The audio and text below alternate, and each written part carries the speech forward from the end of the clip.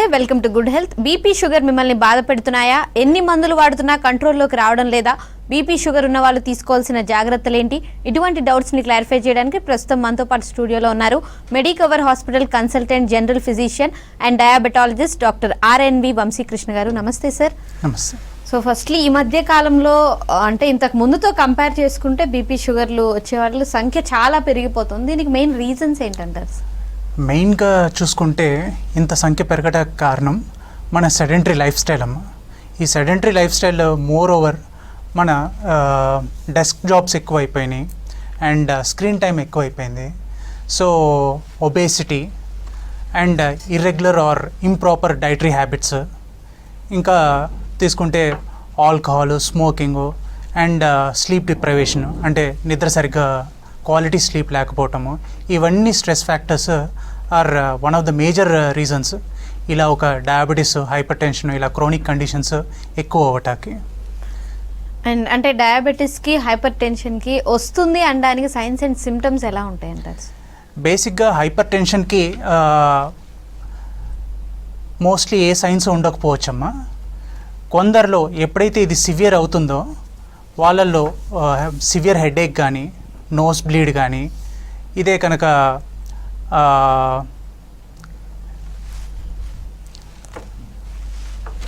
Irregular heart beat, గుండె చప్పుడు ఎక్కువ అవ్వటము, ఇలాంటి కొన్ని కంప్లైంట్స్ ఉంటాయి. నార్మల్గా బ్లడ్ ప్రెషర్ అన్నది 120 to 80 అలా ఉంటుంది. ఎవరికైతే హైపర్టెన్సివ్ క్రైసిస్ అని అంటాం, ఎప్పుడైతే systolic blood pressure more than 180, diastolic blood pressure కింద సంఖ్య మోర్ దెన్ 120 అట్లా ఉంటుందో వాళ్ళకి ఇలాంటి సిమ్టమ్స్ ఉంటే దాన్ని హైపర్టెన్సివ్ క్రైసిస్ అని, ఇది ఒక మెడికల్ ఎమర్జెన్సీ అమ్మ. దీనికి మెడికల్ అటెన్షన్, ఇమీడియట్గా మెడికల్ అటెన్షన్ అనేది అవసరం. అండ్ అంటే ఇప్పుడు హైపర్ టెన్షన్ కానీ, డయాబెటీస్ కానీ సిమ్టమ్స్ లేకుండా వచ్చే అవకాశం ఉందా సార్? సో హైపర్ టెన్షన్ బేసిక్గా అది చెప్పినట్లు మోస్ట్ ఆఫ్ ద పీపుల్కి ఏ సిమ్టమ్స్, సైన్స్ ఉండవు. డయాబెటీస్ అనే దానికి కొందరికి ఆస్మాటిక్ సిమ్టమ్స్ అంటారు. ఎప్పుడైతే బ్లడ్లో షుగర్ శాతం పెరుగుతుందో వాళ్ళకి ఆస్మాటిక్ సిమ్టమ్స్, అంటే మూత్రం ఎక్కువసార్లు వెళ్ళటము, సో ఆకలి ఎక్కువ వేయటము, సో వాటర్ ఎక్కువ తీసుకోవటము, థర్స్టీనెస్ ఉంటుంది, ఆకలి ఎక్కువ వేయటము, ఆర్ బద్ధకంగా ఆర్ ఈజీగా అలసిపోవటము, వూండ్ హీలింగ్ అన్నది కొంచెం డిలేడ్గా ఉండటము, ఆర్ ఈజీగా ఇన్ఫెక్షన్స్ ఎక్వైర్ చేయటం, లైక్ యూరినరీ ట్రాక్ ఇన్ఫెక్షన్స్ కానీ, రెస్పిరేటరీ ట్రాక్ ఇన్ఫెక్షన్స్ కానీ, ఇంకా స్కిన్ ఇన్ఫెక్షన్స్ కానీ, ఇలాంటివి వాళ్ళకి ఈజీగా వచ్చే అవకాశం ఉంటుంది. అండ్ ఈ రెండు అంటే ఒకదానికొకటి ఇంటర్లింక్డ్ అంటారా? అంటే డయాబెటీస్ ఉన్న వాళ్ళలో హైపర్ టెన్షన్ వచ్చే అవకాశం ఇలా ఉంటుందంటారా సార్? సో బేసిక్గా రైట్లీ ఆస్డ్, ఈ రెండు కండిషన్స్ మెటబాలిక్ సిండ్రోమ్ కింద వస్తాయమ్మా. ఎవరికైతే బీపీ ఉంటుందో, హైపర్ టెన్షన్ ఉంటుందో వీళ్ళకి రిస్క్ ఫ్యాక్టర్స్ అన్నది మోస్ట్లీ చాలా రిస్క్ ఫ్యాక్టర్స్ కామన్గా ఉంటాయి. రిస్క్ ఫ్యాక్టర్స్ ఏంటి? సెడెంటరీ లైఫ్ స్టైల్ కానీ, ఇర్రెగ్యులర్ ఇంప్రాపర్ డైటరీ హ్యాబిట్స్ కానీ, లేకపోతే ఎక్కువ screen time, stress, chronic stress, ఇలాంటివన్నీ కూడా వీటికి common reasons. And obesity is one of the major risk factor. ఇవన్నీ కామన్ రిస్క్ ఫ్యాక్టర్స్ అవడం వలన ఒకటి ఉన్న వాళ్ళకి రెండోది ఉండే అవకాశం ఉండదు. అండ్ ఎప్పుడైతే ఈ రెండు ఉంటాయో ఒకదానికొకటి ఇంకోటి ఇంక్రీజ్ అయ్యే అవకాశం కూడా ఎక్కువ ఉంటుంది. ఓకే సార్, కాలర్ ఉన్నారు శ్రీశైలం గారు హైదరాబాద్ నుంచి. నమస్తే అండి. నమస్తే అండి మేడం. యూరిన్ మంటగా వస్తుంది మేడం. ఓకే సార్తో చెప్పండి మీ ప్రాబ్లం. హలో చెప్పండి మేడం. స్పైనల్ కార్డ్ డ్యామేజ్ అయింది. ఏంటండి? స్పైనల్ కార్డ్ ఓకే, డ్యామేజ్ అయింది. యాక్సిడెంట్ అయింది, కాళ్ళు చేతులు పడిపోయినాయి. అయితే అప్పటి నుంచి 1 year అవుతుంది. తర్వాత ఇప్పుడు మంచిగానే నడుస్తున్నా, కానీ యూరిన్ మంటగా వస్తుంది. ఇంకోటి కొద్దిగా అది ప్రాబ్లం ఉంది. ఓకే. సో ఫస్ట్ మీ వయసు ఎంత అండి? 40 years. మీకు షుగర్, బీపీ ఏమైనా ఉన్నాయండి? ఏం లేవు, అన్ని మంచిగా ఉన్నాయి. ఓకే, మంచిగా ఉన్నాయి కాబట్టి సర్జరీ ఓకే అయింది. ఓకే. 40 years. అచ్చా, ఈ మూత్రం మంట ఎప్పటి నుంచి ఉంది మీకు? యాక్సిడెంట్ అయినప్పటి నుంచి. ఓకే. సో మూత్రం మంటకు కారణం మోస్ట్లీ అది ఇన్ఫెక్షన్ ఏమైనా ఉందా అన్నది చూసుకోవటం ఇంపార్టెంట్ అండి. ఇంకోటి ఏమన్నా ఒక సైడ్ ఫ్లాంక్ అంటామో అటువైపు ఏమైనా నొప్పి అట్లాంటిది ఏమైనా ఉండి ఆ నొప్పి కనుక కిందకు ఏమన్నా వెళ్తుంది అలా అన్నప్పుడు ఏమైనా స్టోన్స్ ఏమైనా ఫామ్ అవుతున్నాయా, మూత్రం రంగు ఎలా ఉంది, హై కలర్డ్ యూరిన్ అంటాం అంటే ఎల్లోగా డార్క్గా అట్లా వస్తుందని అంటే ప్రాబ్లీ వాటర్ అనేది సరిగ్గా తీసుకోక లేకపోతే ఏమైనా స్టోన్ ప్రాబ్లం ఏమైనా ఉందా, ఇలాంటివన్నీ చెక్ చేసుకోవడం ఇంపార్టెంట్. ఎవరికైతే షుగర్ ఉంటుందో ఎర్లీగా కొందరికి ఎక్కువసారి మూత్రం ఇన్ఫెక్షన్స్ రావటం వచ్చే అవకాశం ఉంది. వాటి గురించి కూడా ఒకసారి చెక్ చేసుకుంటే మనకు ఒక ప్రాపర్ అవగాహన ఉంటుంది. ఒకసారి డాక్టర్ని మీరు విజిట్ చేయండి, నియర్ బై డాక్టర్ని. సో కొన్ని టెస్టులు చేసి వాళ్ళు నిర్ధారిస్తారు ఏమైనా ఉందా అన్నది. Okay sir. And regular life స్టైల్లో మనం చేసే ఏ తప్పిదాల వల్ల మన అలా హ్యాబిట్స్ అనేవి కానీ లేదా హైపర్ టెన్షన్, డయాబెటీస్ ఇలాంటి కండిషన్స్ మనల్ని బాగా ఎఫెక్ట్ చేస్తాయి అంటారు? సో బేసిక్గా అదే సెడెంటరీ లైఫ్ స్టైల్ అమ్మా, అంటే బాగా డెస్క్ జాబ్స్, ఫిజికల్ యాక్టివిటీ అనేది బాగా లిమిట్ అయిపోవటం వలన, screen time and weight gain, obesity వలన, దెన్ డైటరీ హ్యాబిట్స్ చూసుకున్నట్టయితే ఇవాళ రోజు women and men both are working. So ఇంట్లో వండుకోవటానికి వాటికి టైం లేకపోవటము, so more of packaged food, processed food, ఇలాంటి రెస్టారెంట్స్, హై సాల్ట్ ఫుడ్స్ ఇవన్నీ తీసుకోవటం వలన it is taking at all, అంటే వాళ్ళ ఆరోగ్యం మీద డెఫినెట్లీ ఒత్తిడి అనేది పడుతుంది. సో మనం కనుక వీటిల్లో కొన్ని మార్పులు, అంటే డైటరీ హ్యాబిట్స్, స్ట్రిక్ట్ హ్యాబిట్స్ ఒకటి మెయింటైన్ చేసి, ఫిజికల్ యాక్టివిటీ మెయింటైన్ చేసి, ఏమన్నా బరువు తగ్గటము ఇవ్వాలని అవసరం ఉంటే అవి తగ్గించుకోవటము, స్ట్రెస్ వీలైనంత తగ్గించుకోగలిగి ఆ స్ట్రెస్ని తగ్గించుకోవటానికి కొన్ని ఫిజికల్ యాక్టివిటీ కానీ లేకపోతే మెడిటేషను, యోగా ఇలాంటివన్నీ పాటించినట్టయితే చాలా వరకు తగ్గించవచ్చు. అండ్ డయాబెటీస్ ఉన్నవారు మేజర్గా అంటే ఏ ఫుడ్స్ అవాయిడ్ చేయాలంటారు? డయాబెటీస్ ఉన్నవాళ్ళు బేసిక్గా వీళ్ళు క్యాలరీస్, హై క్యాలరీ ఫుడ్ అనేది అవాయిడ్ చేయాలమ్మా. అండ్ షుగర్ కంటెంట్ ఎక్కువ ఉన్నవి, ఎస్పెషల్లీ ఇప్పుడు వైట్ రైస్, లేకపోతే processed food, bakery items, so ఇలాంటివన్నీ అవాయిడ్ చేయాలి. అండ్ దేర్ సాల్ట్ ఇంటేక్ కూడా మనము చాలా తగ్గించాలి. షుగర్ అనేది వెరీ మచ్ కంట్రోల్ చేయాలి. ఇవన్నీ కంట్రోల్ చేయటమే కాకుండా మనం హోల్ గ్రెయిన్స్, రిఫైన్డ్ ఆయిల్స్ కాకుండా కోల్డ్ కంప్రెస్డ్ ఆయిల్స్ కానీ, అండ్ ఈ సాల్ట్ కూడా not more than 3 grams per day అలాంటిది. అండ్ ఆయిల్ కూడా ఒక 3 టీ స్పూన్స్ కంటే ఎక్కువ కాకుండా ఇలాంటివి చూసుకొని, అండ్ అలాంగ్ విత్ వెయిట్ని అన్నది మేనేజ్ చేసుకుంటూ ఫిజికల్ యాక్టివిటీ చేయగలిగితే ఇవన్నీ ఇంప్రూవ్ అవుతాయి. ఓకే సార్, మరో కాలర్ ఉన్నారు, అక్షయ్ గారు వరంగల్ నుంచి. నమస్తే అండి.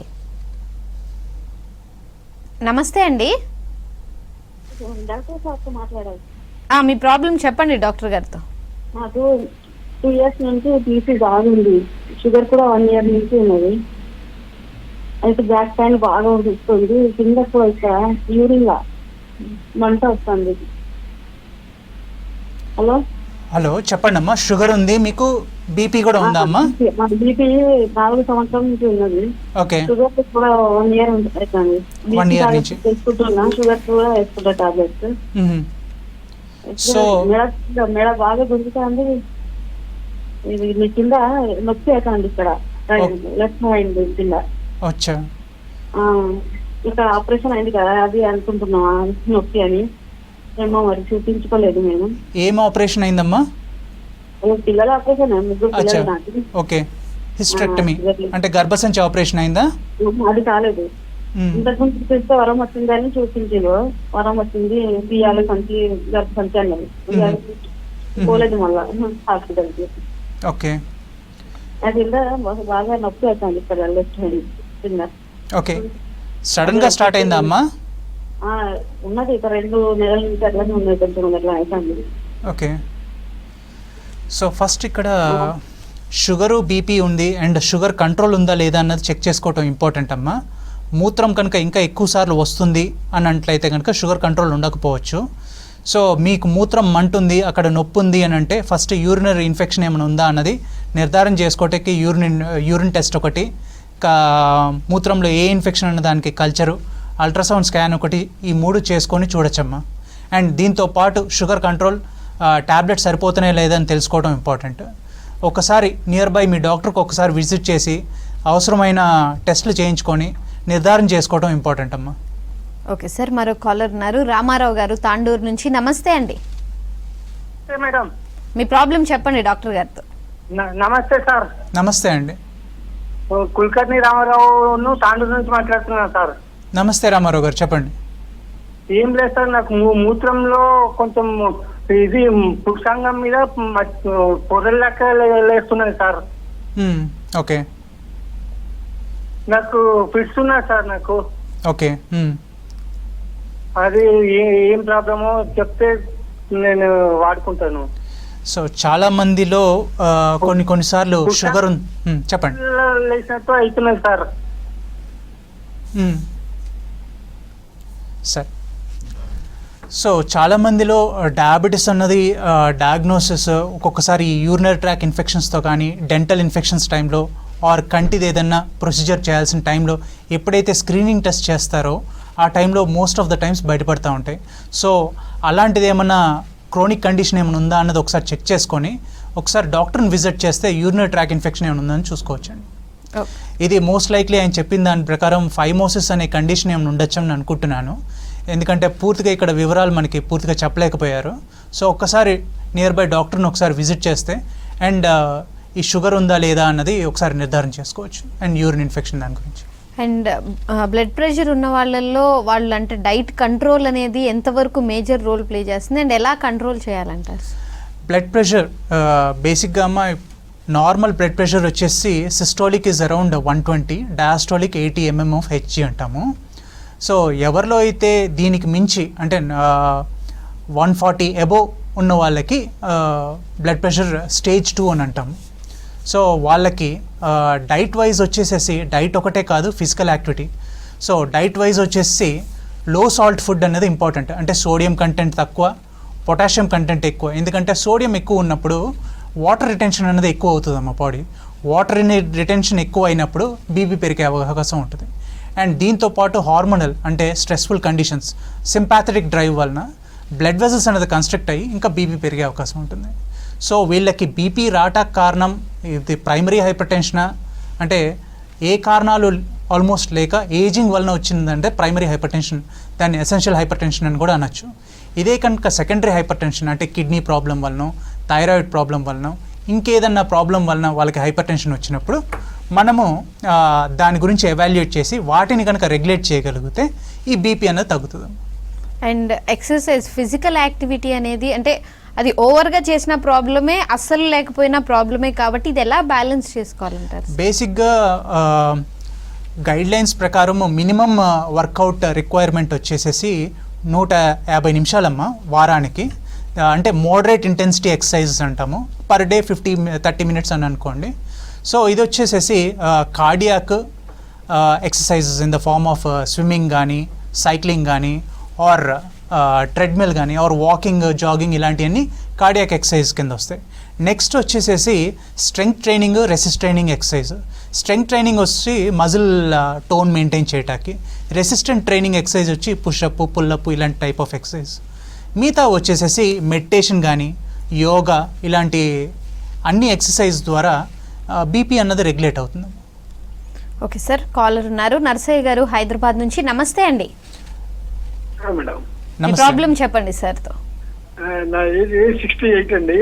ఓకే, 25 years నుంచి డయాబెటిక్.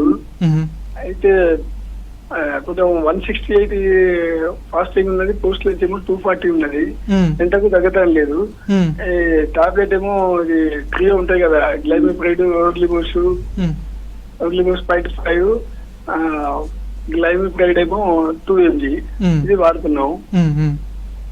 కానీ కంట్రోల్ అయితే లేదు. నైట్ మూత్రం బాగా వస్తున్నది, గంట కూడా వస్తుంది. సో మీరు చెప్పిన దాని ప్రకారం గ్లిమిప్రైడ్ 1 mg అండ్ ఓగ్లిబోస్ 0.3 కానీ 0.2 కానీ వాడుతూ ఉంటుంటారు.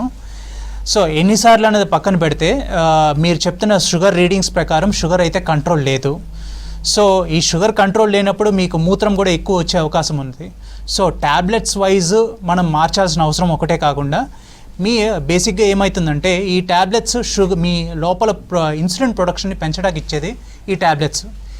ఈ ట్యాబ్లెట్స్ కనుక సరిపోవట్లేదు అని అంటే మ్యాక్సిమం ట్యాబ్లెట్స్, రకరకాల ట్యాబ్లెట్స్ పెట్టచ్చు, దీన్ని డోస్ పెంచచ్చు. సో డోస్ పెంచి మనం చూసి షుగర్స్ కంట్రోల్ అవుతున్నాయా లేదో చూసుకొని దాని ప్రకారంగా మనము కోర్స్ అనేది ఫాలో అవ్వాలి. ఎవ్రీ 3 monthsకి మనం HbA1c అనే టెస్ట్ చేస్తామండి. దీన్ని గ్లైకేటెడ్ హీమోగ్లోబిన్ అని అంటాం. అది మనం 7 లోపల మెయింటైన్ చేయాలి. ఫాస్టింగ్ వచ్చేసి 100 లోపల మెయింటైన్ చేయాలి. పోస్ట్ లంచ్ వచ్చేసి 170 లోపల అలా మెయింటైన్ చేయగలిగితే కంట్రోల్ అనేది బాగా వస్తుంది. మీరు కంట్రోల్ వస్తుందో లేదో ఈ మూత్రం ద్వారా చెప్పచ్చండి. మూత్రం ఎప్పుడైతే మీకు తగ్గుతుందో కంట్రోల్ వస్తుంది అని లెక్క. ఓకే సార్, మరో కాలర్ ఉన్నారు. హరీష్ గారు ఆసిఫాబాద్ నుంచి. నమస్తే అండి హరీష్ గారు. నమస్తే అండి. నమస్తే మేడం. మీ ప్రాబ్లం చెప్పండి సార్తో. నమస్తే సార్. నమస్తే హరీష్ గారు. సార్ ఈ మధ్యలో ఫ్రీక్వెంట్ గా యూరిన్ రావడం వల్ల ప్రాబ్లం ఉంది. ఫస్ట్ రీసెంట్ ఒకసారి ఇట్లా పడిపోవడం జరిగింది అనమాట. అంటే షుగర్ కి డయాబెటీస్ కి చూసాను అని చెప్పేసి. యా, మీ వయసు ఎంత అండి? 33 అండి. 33. సో యా, యూరిన్ ఎక్కువ సార్లు వస్తుంది అని అంటే ఈ వయసులో యా షుగర్ అన్నది ఒక 1 డౌట్ ఉంటే, ఇంకోటి యూరిన్ ఇన్ఫెక్షన్ ఉందా లేదా అన్నది కూడా ఇంపార్టెంట్ అండి. ఒకసారి మీకు ఫ్యామిలీ హిస్టరీ కానీ రిస్క్ ఫ్యాక్టర్స్ కానీ ఇట్లాంటివి ఏమైనా ఉన్నాయని అనుకుంటే కనుక మనం ఒకసారి డాక్టర్ దగ్గరికి వెళ్ళేసేసి షుగర్ తాలూకు కొన్ని టెస్ట్లను మూత్ర పరీక్షలు చేయించుకుంటే అట్లీస్ట్ మనకు ఒక నిర్ధారణ అనేది వస్తుందండి. Okay sir, and sleep patterns అనేవి మనకి డయాబెటీస్ కానీ హైపర్ టెన్షన్ కానీ రావడానికి ఎంతవరకు ఛాన్స్ ఉంటుందంట? స్లీప్ ఇట్ సెల్ఫ్ ప్రాపర్గా స్లీప్ లేకపోవటం అన్నది ఒక పెద్ద స్ట్రెస్ అమ్మ. ఈ స్ట్రెస్ తాలూకు hormones, metabolism, everything will be affected అమ్మ.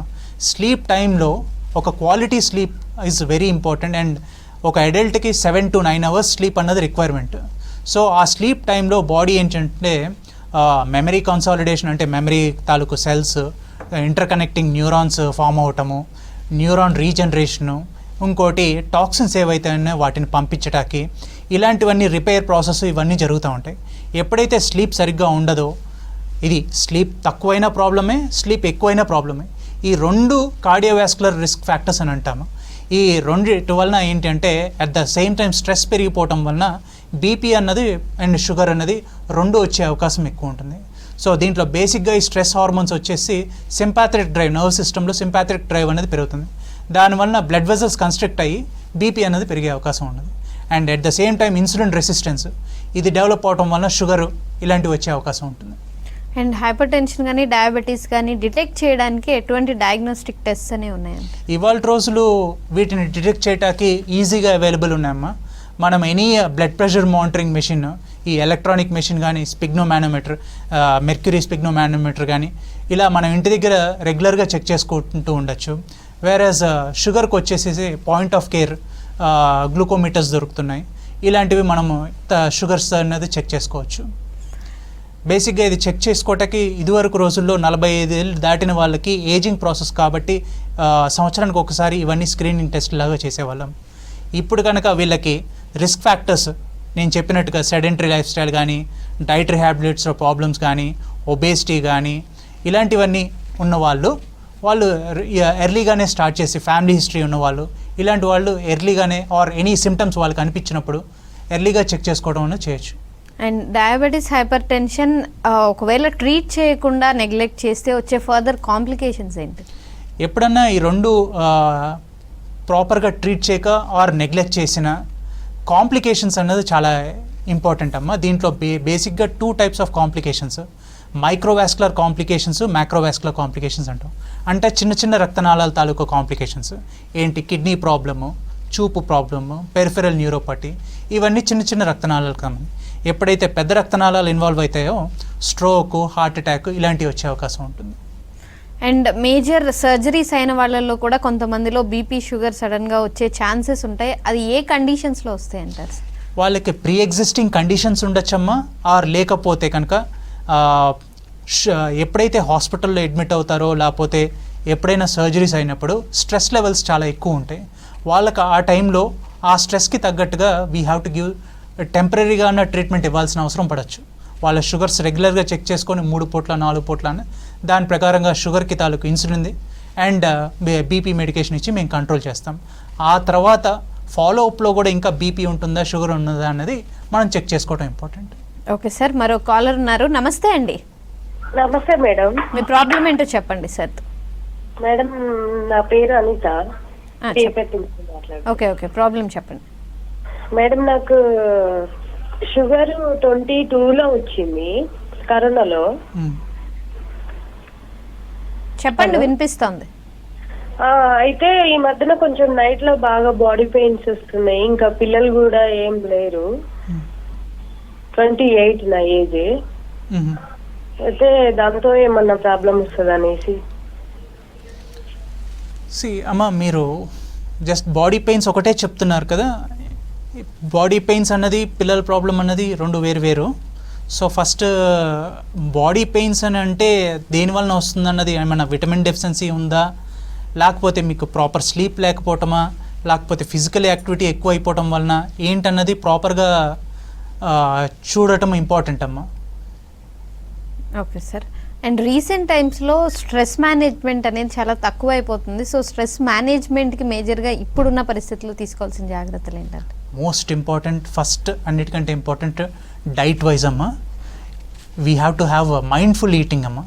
ఏది మనకి అవసరము, ఏది ఇంపార్టెంటో, limiting salt intake, sugar intake, processed food, ఇట్లాంటివన్నీ అవాయిడ్ చేయడం చాలా important. Next physical activity or stress రిలీవింగ్కి యోగా కానీ, మెడిటేషన్ కానీ, ఈ ఎక్సర్సైజెస్, కార్డియాక్ ఎక్సర్సైజెస్ కానీ, strength training exercises, resistant training exercise, and along with this proper sleep habits. అంటే sleep లేకుండా, sleep it self is a medicine అమ్మా. స్లీప్ లేకుండా ఇవన్నీ రిలాక్స్ అవ్వవు అండ్ రీజూనేట్ అవ్వవు. సో స్లీప్ ఈజ్ చాలా ఇంపార్టెంట్ పార్ట్ వీటిల్లో. అండ్ మేజర్గా హైపర్ టెన్షన్ కానీ, డయాబెటీస్ కానీ జెనెటికల్గా వస్తుంది అనేది అందరికీ తెలుసు. కానీ అది ఎలాంటి కండిషన్లో ఖచ్చితంగా 100% వస్తుంది అనే సినారియో ఉంటుందంటారు? Diabetes, hypertension not just genetic ఒకటే కాదమ్మా. There are multiple risk factors. మన జెనెటిక్ ఫ్యాక్టర్ లేకుండా రావచ్చు, అంటే పాలిజెనిక్ ఇన్హెరిటెన్స్ అని అంటాము. డిఫరెంట్ ఫ్యాక్టర్స్ వలన రావచ్చు. ఎవరికైతే జెనెటిక్ రిస్క్ ఫ్యాక్టర్ ఉండి దాంతోపాటు risk factors, other risk factors ఉంటే they can get more fast or చాలా త్వరగా వచ్చే అవకాశం ఉంటుంది. అండ్ ఒక్కసారి అంటే డయాబెటీస్ కానీ, హైపర్ టెన్షన్ కానీ వస్తే ఇంకా లైఫ్ లాంగ్ మెడికేషన్ మీదే ఉండాలి అని అందరూ అంటుంటారు. సో అది ఎంతవరకు నిజమంటారు? కొంతవరకు నిజమని చెప్పచ్చు. ఎవరిలో అయితే ఇప్పుడు type 1 diabetes kind of picture ఏదైనా ఉందనుకోండమ్మా, వాళ్ళకి ఇన్సులిన్ అన్నది బాడీలో ప్రొడ్యూస్ అవ్వట్లేదు. మనము జీవితాంతం వాళ్ళకి ఇన్సులిన్ అన్నది వాళ్ళ డైలీ రొటీన్కి తగ్గట్టుగా వాళ్ళు డైలీగా ఇన్సులిన్ తీసుకోవాల్సింది. టైప్ 2 డయాబెటీస్ వాళ్ళకి ఏంటంటే ఇన్సులిన్ ప్రొడక్షన్ ఉంటుంది, or it could be even more ఉండొచ్చు. రెసిస్టెన్స్ వలన అది పనిచేయకపోవటము, రిసెప్టార్స్ ప్రాబ్లము అన్నది ఉండొచ్చు. Over a period of time type 2 diabetes వాళ్ళల్లో కూడా బీటా సెల్, అంటే ఏదైతే ఇన్సులిన్ ప్రొడ్యూస్ చేసే కణాలు ఉంటాయో అవి తగ్గిపోవటం వలన, వాళ్ళ ఇన్సులిన్ రిక్వైర్మెంట్ పెరగటం వలన, or different factors, weight gain, వీటన్నిటి వలన కూడా వాళ్ళ షుగర్స్ అన్నది కంట్రోల్ చేసుకోవాల్సిన అవసరం ఉంటుంది. ఎవరైతే ప్రీ డయాబెటిక్ రేంజ్లో ఉన్నారో అందరికీ 3 to 5% వెయిట్ లాస్ బీపీకి చాలా ఎఫెక్ట్ చేస్తుంది. అండ్ ప్రీ డయాబెటిక్ స్టేజ్లో ఉన్న వాళ్ళకి 5 to 7% వెయిట్ లాస్ కనుక అవుతే వాళ్ళ ప్రీ డయాబెటిక్ రివర్సల్ చేయొచ్చు. అండ్ మేజర్గా డయాబెటీస్లో HbA1c అనేది ఎంత క్రూషియల్ ఫ్యాక్టర్ అండ్ అది ఎంతవరకు ఉంటే బెటర్ అంటారు? It is not the only factor అమ్మా. ఎవరిలో అయితే HbA1c వచ్చేసేసి ప్రీ డయాబెటిక్ రేంజ్ వచ్చి 5.7 to 6.4 అండి. 6.5 నుంచి డయాబెటిక్ అని అంటాము. సో కంట్రోల్ అంటే బెటర్ కంట్రోల్ వచ్చేసి అరౌండ్ 7 or 7 బిలో మెయింటైన్ చేయగలిగితే వెరీ గుడ్ కంట్రోల్ అని చెప్పచ్చు. సో ఈ HbA1c is nothing but glycated haemoglobin అంట. హీమోగ్లోబిన్కి షుగర్ అనేది అటాచ్ అవ్వటం వలన ఒక బాండ్ అనేది ఏర్పడుతుంది. దాని లైఫ్ ఉన్నట్టు, దాని life cycle around 125 days or 3 months అని అనుకున్నాం అనుకోండి, అన్నాళ్ళు అది ఉంటుంది. అన్ని సెల్స్ ఒకే ఏజ్లో ఉండవు కాబట్టి we check every 3 months HbA1c అన్నది. సో ఇవి కొన్ని కండిషన్స్లో HbA1cని చూడటానికి ప్రాబ్లం అవుతుంది. ఎవరికి అని అంటే ఎవరికైతే ఆ హీమోగ్లోబిన్ ఎఫెక్ట్ అవుతుందో, అంటే anaemic conditions because of iron deficiency కానీ, స్ప్లీనోమెగాలి, స్ప్లీనెక్టమీ చేసిన వాళ్ళకి కానీ, or pregnancy or high red meat తీసుకునే వాళ్ళకి, ఇలాంటి వాళ్ళందరికీ టెస్ట్ కొంచెం ఇంటర్ఫియర్ అవుతూ ఉంటుంది. సో అది చూసుకొని మనం అబ్జర్వ్, దీని ఒక్కదాన్నే కాకుండా అదర్ పారామీటర్స్ కూడా చూసుకొని మనం చూడాల్సిన అవసరం ఉంటుంది. Thank you so much Vamshi Krishna garu. ఇది వాళ్ళ good health. Stay tuned to V6 news.